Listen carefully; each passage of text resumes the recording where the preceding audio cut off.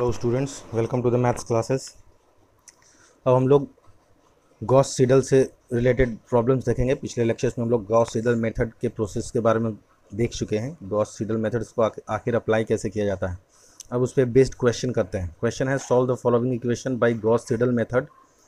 और इक्वेशन है x plus 7y minus 3z equals to minus 20, 5x minus 2y plus 3z equals to 18, 2x minus y equals to 2x minus y plus 6z equals to 22। अच्छा, यहाँ इस question में देखिए, इसमें भी आपका शर्त ये था कि इसका डायगोनल एलिमेंट लार्जर होना चाहिए था। क्या इसमें डायगोनल एलिमेंट लार्जर है?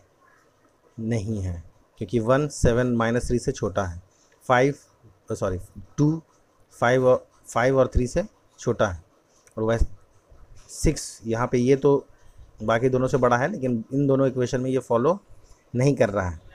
तो मैंने कहा था आपको गॉस सीडल मेथड पढ़ाते समय कि अगर ऐसा नहीं हो तो आप इसको इस तरह से अरेंज कर लेंगे, यानी कि इस इक्वेशन को ऊपर इसको नीचे ऐसे, मतलब या जैसे भी हो उसको ऐसे अरेंज कर लेंगे कि डायगोनल एलिमेंट्स सेम हो।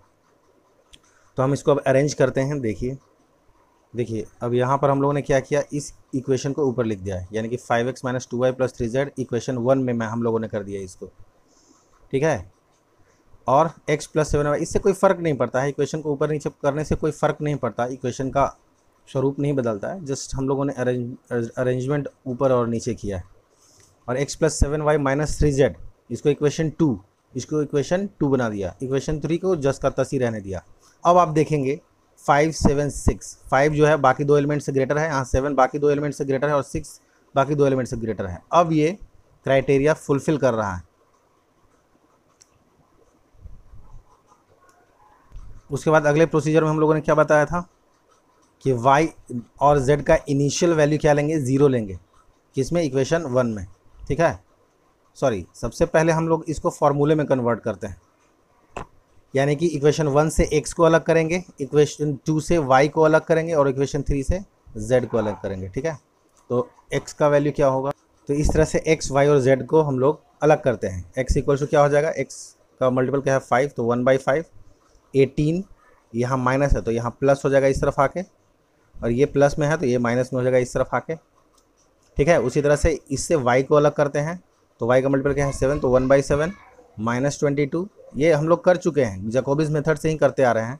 माइनस 22 माइनस x, और ये माइनस में पहले से ही है तो प्लस 3z, इसका मल्टीपल क्या था 7, 1/7। उसी तरह से z का मल्टीपल क्या है 66 लिख दिया, 1/6, 22 माइनस 2x, और ये y पहले से ही माइनस में था तो ये क्या हो जाएगा प्लस, ठीक है। तो इस तरह से हम लोग x, y और z को अलग कर लेते हैं। इसके बाद का प्रोसीजर था कि हम लोग y और z का इनिशियल वैल्यू क्या लेते हैं, 0। तो y0 का वैल्यू क्या लेते हैं 0, और z0 का भी 0 लेते हैं, और इस इक्वेशन 4 में पुट करेंगे तो हमको किसका वैल्यू निकलेगा, x1 का वैल्यू निकलेगा, ठीक है। तो x1 का वैल्यू क्या था 1/5, 18 प्लस 2y माइनस 3z, ठीक है। तो y और z का वैल्यू क्या रखना है, 0 रखना है, y0 और z0 का। तो हम लोग यहाँ से 18 प्लस 2y माइनस 3z था, तो y0 और z0, ठीक है, इसको पुट करते हैं 0, तो ये सिर्फ क्या आ जाएगा 18/5 इक्वल्स टू 3.6। तो x1 का वैल्यू क्या आ गया हमारे पास 3.6। तो अब x, y, z का लेटेस्ट वैल्यू हमारे पास क्या है, तो हमारे पास x का, y का और z का सबसे लेटेस्ट वैल्यू क्या है, x1 निकल चुका है अभी, y0 अभी तो निकला नहीं है, तो y0 इक्वल्स टू 0 ही अभी लेटेस्ट वैल्यू है, z0 इक्वल्स टू 0, ठीक है। तो अगला वैल्यू जब हम निकालेंगे तो इन लेटेस्ट वैल्यू में से ही चुन के वैल्यूज पुट करेंगे। तो y का फॉर्मूला हम लोग निकाल चुके हैं पीछे, ये है -22 माइनस x प्लस 3z। तो x का सबसे लेटेस्ट वैल्यू क्या है x1, और z का सबसे लेटेस्ट वैल्यू क्या है z0, z0। अब इनका वैल्यू पुट करते हैं यहाँ से, तो यहाँ से हम लोग वैल्यू पुट करते हैं y का, तो -22 माइनस x1 का वैल्यू क्या था 3.6, और z0 का वैल्यू क्या था 0, तो 3 × 0 0 हो जाएगा। तो यानी कि इसको जब हम लोग सॉल्व करते हैं तो y का वैल्यू क्या आ जाता है -3.66, ठीक है।